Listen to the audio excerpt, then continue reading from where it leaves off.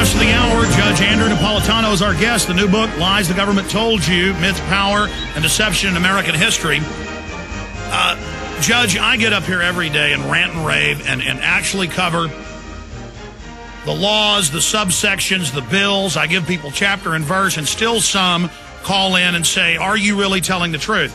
Here's page 65 of the signed bill, and it's in section BI, eligibility for health plan.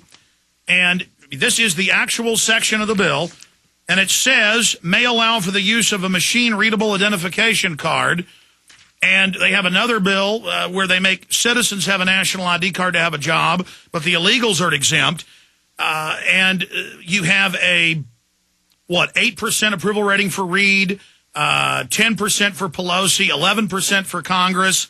They know that 80% of the public is against this health care takeover. We know the insurance companies wrote it. It's actually a scam.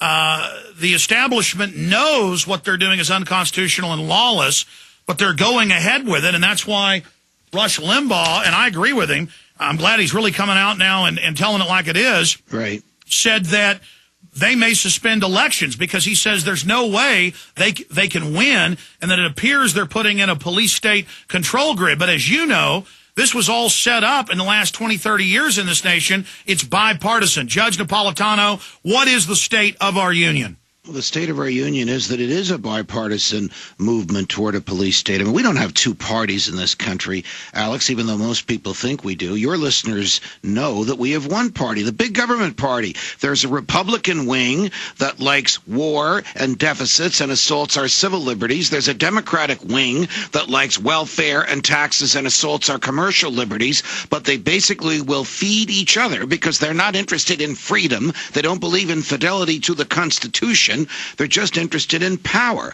I mean, on my radio show last month, I asked the number 3 ranking Democrat in the House of Representatives, Congressman Jim Clyburn, Congressman, where in the Constitution is the government authorized to regulate health care? And he said to me, Judge, most of what we do down here, referring to Washington, is not authorized by the Constitution. Where in the Constitution is it prohibited that we regulate health care?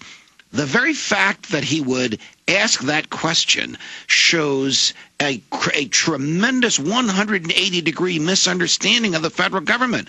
The Congress is not a general legislature. It doesn't exist in order to right every wrong. It exists only to exercise power in 17 unique, discrete, specific, well-defined, set-out areas in a piece of paper called the Constitution, to which he took an oath to uphold. At least he was candid enough to acknowledge they're not upholding it. But what is to become of us, Alex, if the government decides the extent of its own powers, if the government freely admits it violates its oath to uphold the Constitution, and if, whenever financial or civil liberties are involved, both sides of the government, Republican and Democrat, agree. The president signs a new Patriot Act, and he signs it under cover of darkness because he's afraid those to whom he promised he wouldn't do so might see a picture of him doing it. The president, when he was a senator, blasted George W. Bush for conducting an illegal war. He's killed as many people as Bush ever did, and is sending drones to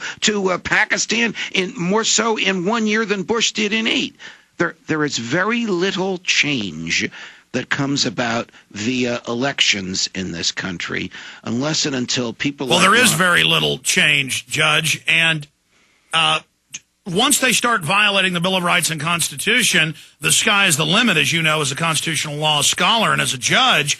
But the general public is just now beginning to discover this. What about last week when they were still trying to just deem and pass this whole thing without even having the House vote on it? I mean, at least we forced them to back off of that, but that gives us a window into their lawless mindset. Exactly. It shows us that they would cause to become law not only that which they haven't read, and we know they haven't read it because they made promises that their scriveners found out last night aren't in there, but that they haven't even voted on. At least we shamed them into voting on it. At least we know that Bart Stupak is no more pro-life than Barack Obama. At least we know where people truly stand on all of this, because the uproar from people all across the political spectrum forced them to vote. How odd and quaint, Alex, that our representatives should actually vote on something, and that we should be able to know how they voted. You know, when the extension of the Patriot Act was enacted in the Senate, it was done by a voice vote, so that no senator was recorded as to how he or she voted on it. And when they changed the definition of the word financial institution to mean a doctor's office, a lawyer's office, the post office, a computer server, anything under the sun which would let them serve a self-written search warrant on it, that vote was taken by voice vote, so there's no record of how anybody voted on it. At least this time we have a record. So when we want to vote the bums out, we know who the bums are. And on top of that, we have bills in the last decade introduced to make them read the Bills Act, and they fight that tooth and nail. That Ron Paul introduces every year 2 simple 4-line bills. Every member of Congress shall certify under oath that he or she has read a bill before voting for or against it.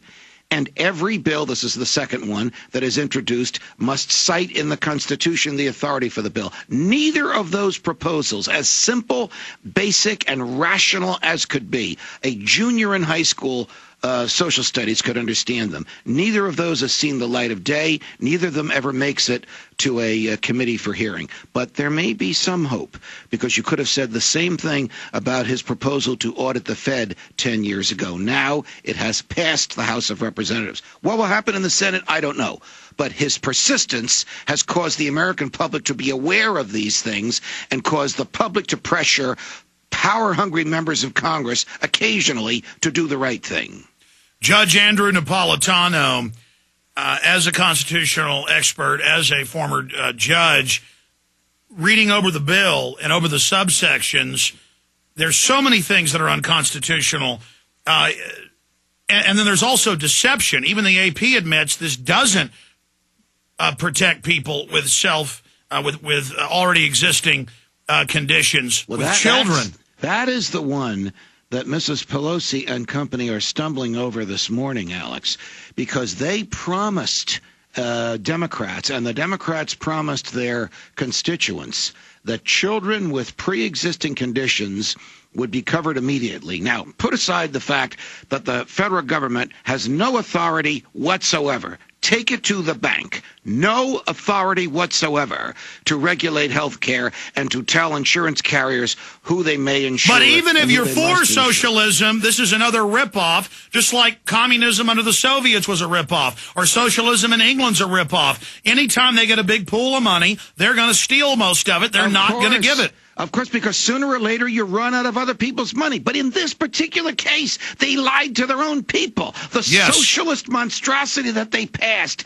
didn't even have in it the clauses that they used to sell it on the American people. One of which is this: your children will be taken care of from the minute the president signs it. Baloney. They didn't even read what they wrote. They didn't even write what they wrote. They just took passages and put it together. By the way, did you hear who praised the president's signing of this legislation just about 15 minutes before I was happy to come on your air? Let me guess, Fidel Castro. Fidel Castro praised Obamacare. That's an endorsement, if ever there was one. Well, the state is God under the New World Order system.